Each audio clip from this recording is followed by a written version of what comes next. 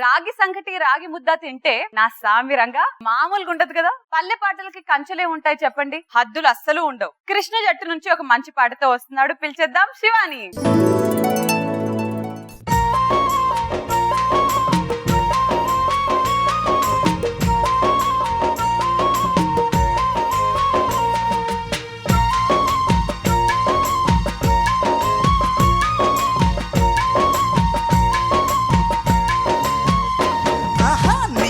తిందును సంగటి ముషిలోని కెట్టా వెడుదు సంగటి, నేనెట్టా తిందును సంగటి ముషిలోని కెట్టా వెడుదు సంగటి.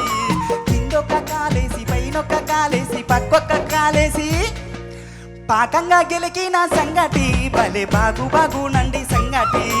పాకంగా గెలికిన సంగటి భలే బాగు బాగునండి సంగటి.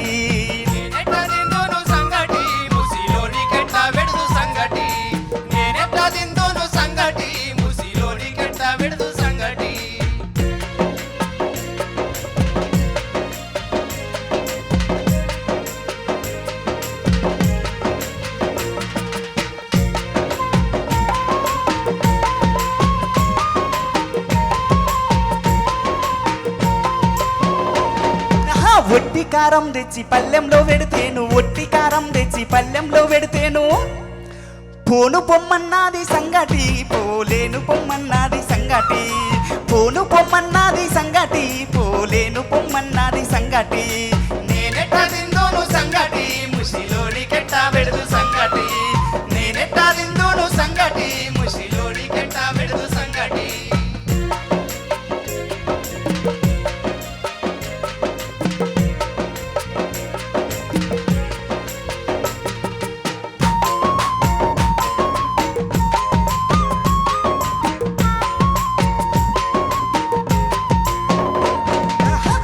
కూర తెచ్చి పల్లెంలో పెడితేను, పప్పు కూర తెచ్చి పల్లెంలో పెడితేను పర్వాలేదన్నది సంగటి, కాస్త కుదురు చెయ్యన్నది సంగటి.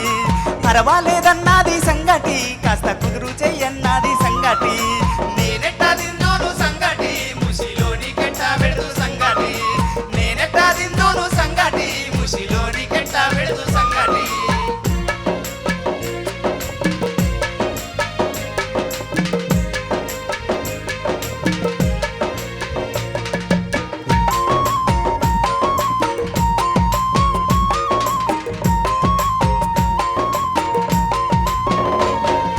కోడి కూర తెచ్చి పల్లెంలో పెడితేను, కోడి కూర తెచ్చి పల్లెంలో పెడితేను పదపదమన్నది సంగటి భలే బాగు బాగన్నది సంగటి.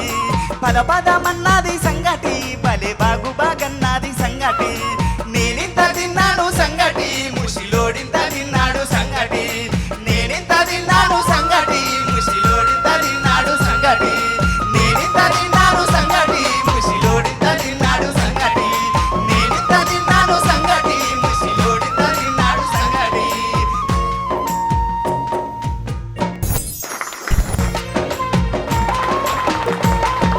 పిజ్జాలు బర్గర్లు లాంటి ఈ జమానాలో రాగి సంగటి లాంటి కమ్మటి పాట. శామన్న ఎట్లా అనిపించింది? రాగి సంగటి ఎంత మనకు ఆరోగ్యానికి మంచిదో, ఎంత సాంప్రదాయం మనం అంటున్నాం, ఆ పాట కూడా అంత అందంగా ఉంది. ఈ పాట పోకళ్ళు వింటే రాయలసీమ నుంచి వచ్చిన పాట ఇది.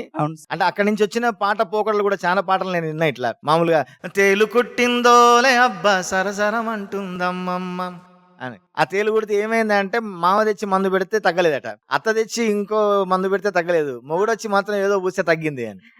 అట్లా ఈ సంగటి కూడా చేసే విధానం కూడా చెప్పిండు. దాన్ని అటకెళ్ళకి ఇటుకెళ్ళకి కింద కూర్చొని పైన కూర్చొని సంగటి చేసి ఆ కంచంలో పెడితే పప్పు వేసినట్ట పర్వాలేదు అన్నట్టు. అదే కోడి కూర వేస్తే మాత్రం బాగుంది చలో అని చెప్పి ఊరికిచ్చిందట.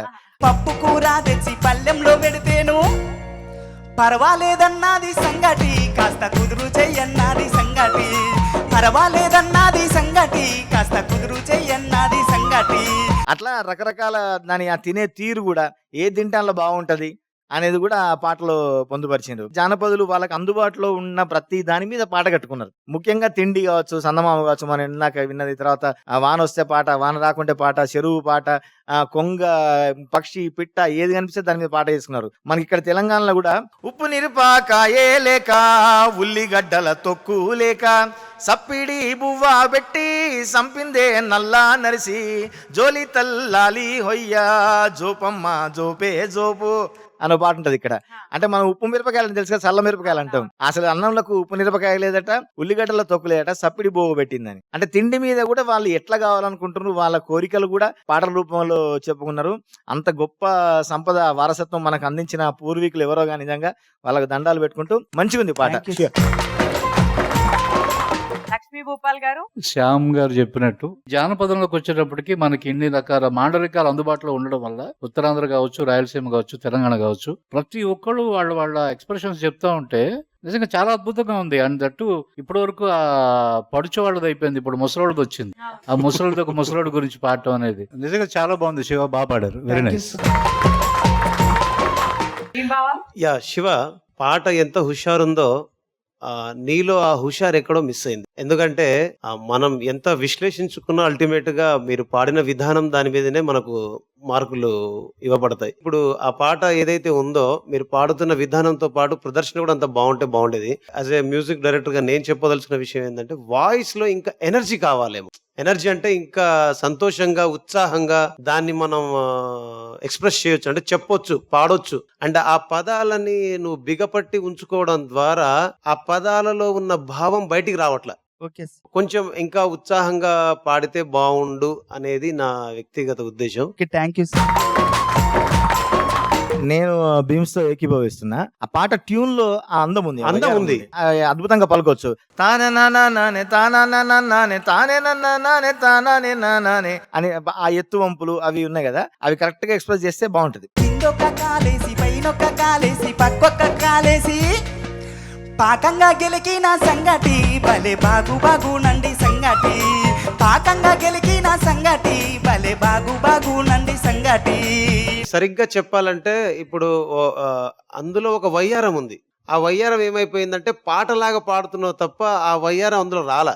అంటే మీ గొంతులో నుంచి అది జాలువారితేనే ఆ పాట పండుద్ది. నెక్స్ట్ టైం మరింత రెట్టించిన ఉత్సాహంతో, బలంతో రావాలి. మళ్ళీ అద్భుతమైన ప్రదర్శన నేను చూడాలి ఇక్కడ. ఆల్ ద బెస్ట్ నాన్న. Thank you. Good luck.